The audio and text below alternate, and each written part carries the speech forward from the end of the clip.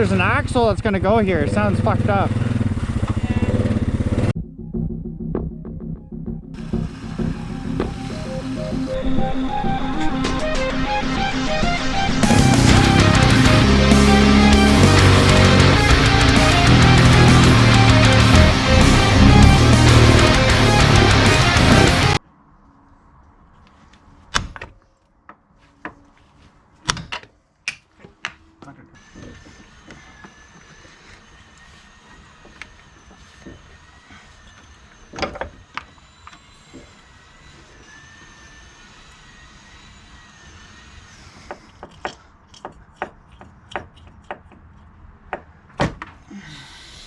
Okay, set it down.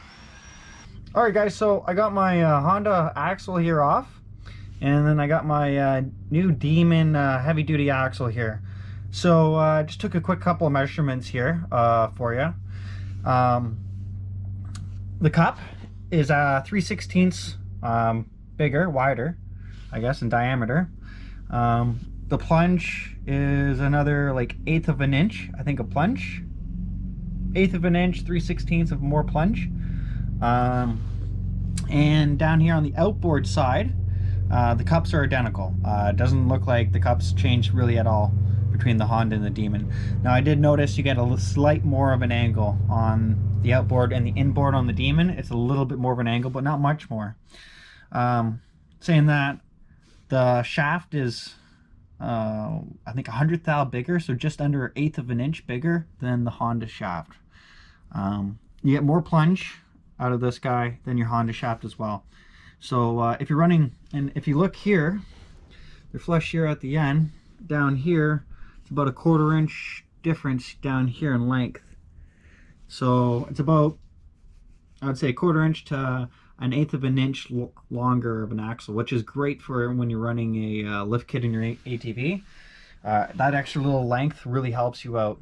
So the reason why I'm swapping them out is down here on the outboard side, a ball or one of the wreaths that holds the balls in or something like that is something's let go in there and just doesn't feel right anymore. It's doing some popping. Yeah, see, that won't even lift up, kind of gets jammed in right there. See that?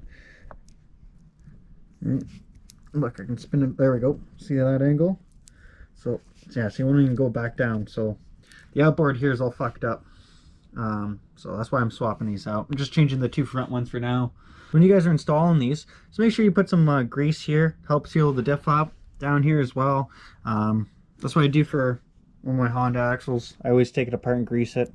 So just something to keep in mind when you're putting it back together. So guys, I got my axles in now, and I went for a ride yesterday with them. The boots did not get deformed at all.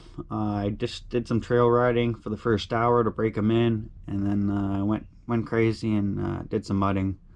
Try to abuse these a little bit.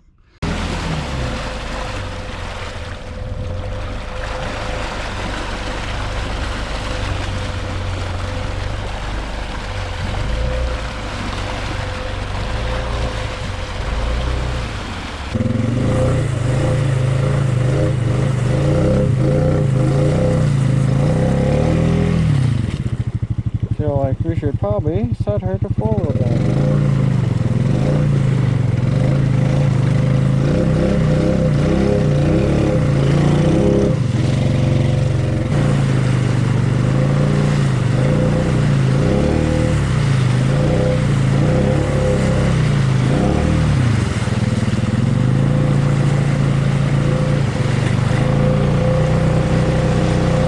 So everything went smoothly, no issues with them.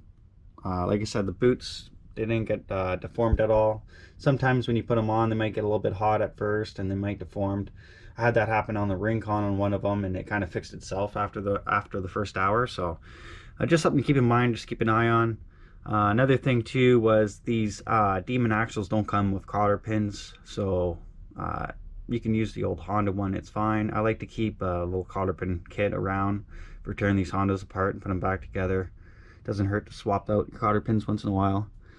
So anyways, guys, I hope this video helped you out. I'll be doing probably the rears this year as well, so I'm looking to order probably 2 more for the rear. I've been running Demon axles in my Honda RINCON over here.